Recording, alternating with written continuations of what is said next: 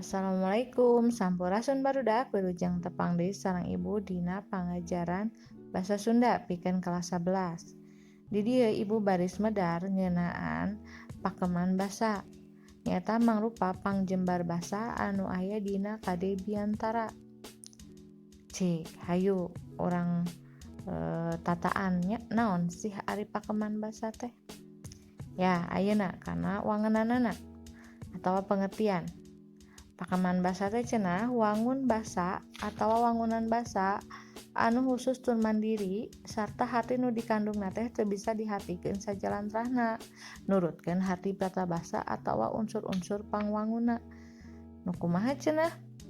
Nya di dinya disebutkeun wangunan basa. Wangunan basa teh bentuk bahasa anu khusus tur mandiri sarta harti nu dikandungna makna nu aya di jerona teh teu bisa dihartikeun sajalantrahna teh saujratna atawa sabenerna nurutkeun harti tata basa atawa unsur-unsur anu ngabentukna. Sok ayeuna urang kana ciri-ciri pakeman basa. Naon wae cenah ciri-ciri pakeman basa teh? Nu kahiji aya ungkara basa anu khusus tur mandiri. Naon ungkara teh? Ungkara teh ungkapan, kalimah nya. Jadi ungkara atau ungkapan bahasa yang khusus dan mandiri atau khas. Nu kadua aya winangun kalimah. Aya winangun teh naon berbentuknya atawa gundukan kecap anu geus matok. Naon gundukan teh? Kumpulan kata yang sudah punya aturan atau patokan. Nu katilu susunan kecap-kecapna teu bisa dirobah. Nu kaopat kecap-kecapna teu bisa diganti atawa dilemeskeun. Jadi ti dituna susunan katana tos kitu nya teu bisa dilemeskeun atanapi dikasarkeun ku urang teu bisa diganti. Salajengna aya harti nu dikandungna mangrupa harti injeuman. Jadi makna anu aya di jerona teh mangrupa harti teu sabenerna, kiasan atau konotatif. Salajengna harti anu dikandungna mangrupa babandingan siloka lakuning hirup manusia. Makna anu dikandungna teh merupakan perumpamaan nya moto hirup atau pedoman hirup manusia. Anu pamungkas aya harti nu dikandungna teu bisa dihartikeun sajalantrahna nurutkeun harti tata basa atawa harti nu dikandungna ku unsur-unsurna. Ayeuna urang medar ngeunaan wanda pakeman basa. Naon wanda teh? Wanda teh jenis atawa rupa nya nu aya dina pakeman basa teh. Aya naon wae? Nu kahiji aya babasan. Naon cenah babasan teh? Nyaeta kecap atawa gundukan kecap atawa frasa anu ngandung harti jeung maksudna geus matok sarta ngandung harti injeuman atawa kiasan. Naon cenah eta teh? Ya kecap, terus apalkan hidupnya kata gundukan kecap. Gundukan kecap teh kumpulan kata bisa disebut oge frasa nya. Ta ieu babasan teh miboga harti jeung maksudna teh geus matok teh geus boga patokan sarta di jerona teh nya maknana teh ngandung harti injeuman atawa kiasan konotatif teh nya. Pasti hidup pernah nguping salah sahiji contoh babasan ya. Aya contona teh nya aya gede hulu. Naon hartina teh gede hulu teh? Sombong. Terus aya buntut kasiran. Naon hartina? Koret atau medit. Terus aya panjang leungeun. Panjang leungeun teh nu sok pulang paling atau cek bahasa hidup mah nya si tukang pulang paling teh nu kleptomania teh. Eta sababaraha contoh babasan. Nu tadi teh kumaha cek ciri pakeman basa? Ieu si gundukan kecap teh teu bisa digunta-ganti, teu bisa dirubah atau teu bisa dibalikeun. Misalnya nu tadi aya gede hulu jadi hulu gede teu bisa. Terus panjang leungeun jadi leungeun panjang teu tiasa.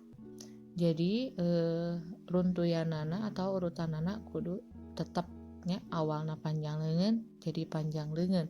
Sabab lamun leungeun panjang hartina jadi beda. Tah ayeuna urang kana wanda pakeman basa nu salajengna. nyaeta paribasa. Naon cenah paribasa teh? Ungkara basa winangun kalimah anu harti jeung maksudna geus matok sarta ngandung harti babandingan minangka siloka lakuning hirup manusa.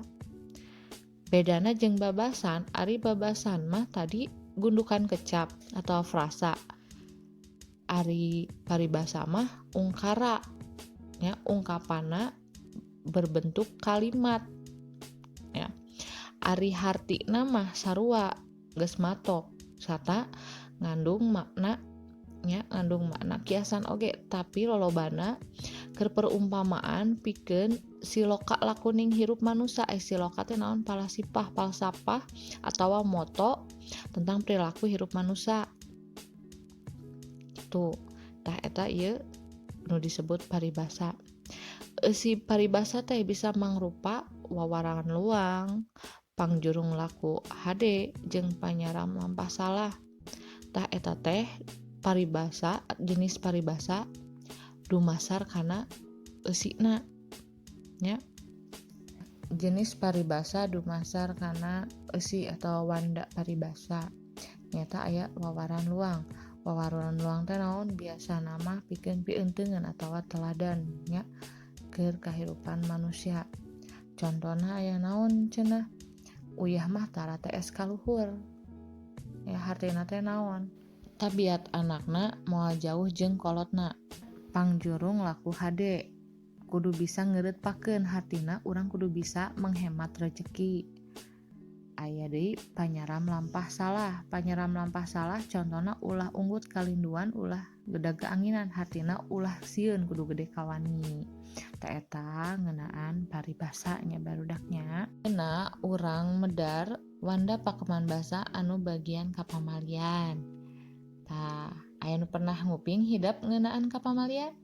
Pasti sering nguping nya. Komo deui upami urang ngobrolna jeung si mama atawa si nini, komo nu orang Sunda mah pasti seueur nguping kecap pamali. Tah, hayu urang pedarnya, naon sih kecap pamalian teh, Bu? Tah, kecap pamali sok dihartikeun larangan karuhun. Anu maksudna teh teu meunang ngalakukeun hiji pagawean lantaran sok aya matakna. Naon cenah larangan kaluhun teh? Mohon hal anu dilarang karuhun. Karuhun teh leluhur atawa larangan sepuh. Sepuh teh saha? Kolot, nya. Jadi larangan kolot urang anu maksudna teu meunang ngalakukeun hiji pagawean. Lamun urang tetep ngalakukeun hiji pagawean sok aya akibatna. Eta larangan teh jadi aturan atawa norma nu kudu diestokkeun ku urang. Diestokkeun teh naon? Diperhatikeun ku urang salaku anggota masyarakat Sunda. Gitu nya. Sababaraha contona pastilah ibu oge percaya hidup mineng manggih. Salah sahiji contona ulah 6 bulan uyah pamali bisi potong pejit. Sok pasti pernah ngupingnya. Bu, nah sih teu masuk akal kok bisa bisi potong pejit. Mohon. Karena kan memang loba-loba teu ngadahar uyah mah pasti boga jadi panyakit lah kana awak urang. Salah sahijina meureun kana pejit, kana usus. Salajengna ulah cicing dina lawang panto, pamali bisi hese menang jodoh. Logikana, nanaonan urang cicing di lawang panto? Kan pasti ngahalangan. Tah gitu. Seueur deui ka pamaliannya. Kayak urang dibahas dina patalekan. Urang kana wanda pakeman basa anu disebut cacandran. Ya. Naon cenah cacandran teh? Cing aya nu pernah nguping naon ari cacandran? Sok urang bahas heula nya ari cacandran teh cenah caritaan karuhun nu ngagambarkeun kaayaan nagara jaga atawa dina zaman nu bakal kasorang. Dina zaman nu bakal kasorang teh naon nu bakal kajadian atau masa depan. Cacandran oge bisa disebutkeun panataan kana pasipatan tempat anu dibalibirkeun, anu diucapkeun ku karuhun urang jauh samemeh kajadian. Dibalibirkeun teh naon? Disindirkeun. Jadi ungkapanna teh henteu langsung, kiasan, henteu hati nu sabenerna, ya, dumasar kana ciri-ciri pakeman basa tadi. Tah contoh cacandran teh kumaha? Kolot baheula pernah nyebutkeun pernah memperkirakan yen Bandung heureun ku tangtung. Nah mata kitu buktina kajadian ayeuna Bandung gegek padumukna. Naon gegek padumukna teh? Padet hirup kumbuhna, padet pendudukna. Malahan mah ayeuna pan Bandung teh jadi kota tujuan ya.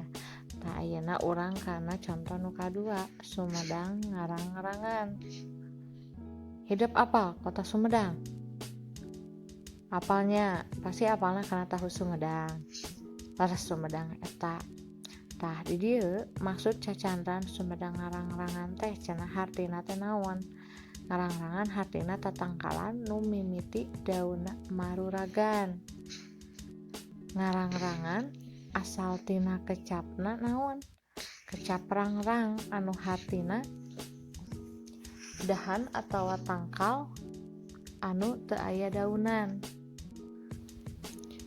Ayeuna urang kana wanda pakeman basa anu disebut uga. Anu pernah nguping uga atau napi masih keneh aheng atau masih keneh aneh karena istilah uga. Yuk urang pedar sasarannya naon anu dimaksud uga. Uga atau ramalan teh geus aya ti baheula mula. Kecap uga katelah hiji omongan anu eusina mangrupa ramalan yen dina hiji waktu bakal aya kajadian boh nu pikagembiraeun boh nu pikasusaheun. Atawa uga teh sabangsa ramalan ngeunaan maju mundurna kaayaan nagara anu diucapkeun ku karuhun urang jauh samemeh kajadian. Nya maju mundurna teh nu tadi teh eusina teh boh pikagembiraeun atanapi pikasusaheun. Nya tah saperti kumaha cenah si uga teh. Contona jaga mah barudak saja jalan di saungan. Nya buktina aya kareta api. Maksudna kumaha? Maksudna si karuhun ngomong baheula nyarita nya jaga mah barudak lamun erek ka mana-mana teh di saungan. Buktina aya kareta api da meureun baheula mah teu make kareta api. Ka mana-mana teh sanajan jauh oge kan ku leumpang, ku jalan kaki atau ku kuda. Tapi pan ayeuna mah aya kareta api. Mangsa kareta api ayeuna mah pan selain kareta api gitu aya jenisna nya seueur aya nu KRL jeung sajabana. Terus salajengna aya ramalan kolot nu disebut gancang carita beja mun geus aya balabar kawat. Nya buktina aya telegram. Maksudna kumaha? Nya baheula mah mere kabar berita teh kan melalui manuk, melalui surat. Tah diramal ku kolot baheula bakal aya telegram, bener. Nya aya telegram teh jadi nu kuduna berhari-hari mere surat jadi gancang kan nya kusabab aya telegram mah. Tuh ayeuna leuwih gancang deui make WA jeung sajabana. Salajengna pakeman basa wandana nu disebut kila-kila. Nu kumaha cenah kila-kila teh? Hayu urang pedarnya. Aya pernah nguping sateu acana istilah kila-kila? Upami teu acan hayu urang pedar sasarengan, urang diajar sasarengan naon sih kila-kila teh? Kila-kila disebut oge totonden atawa tanda-tanda alam kana naon-naon anu bakal kajadian.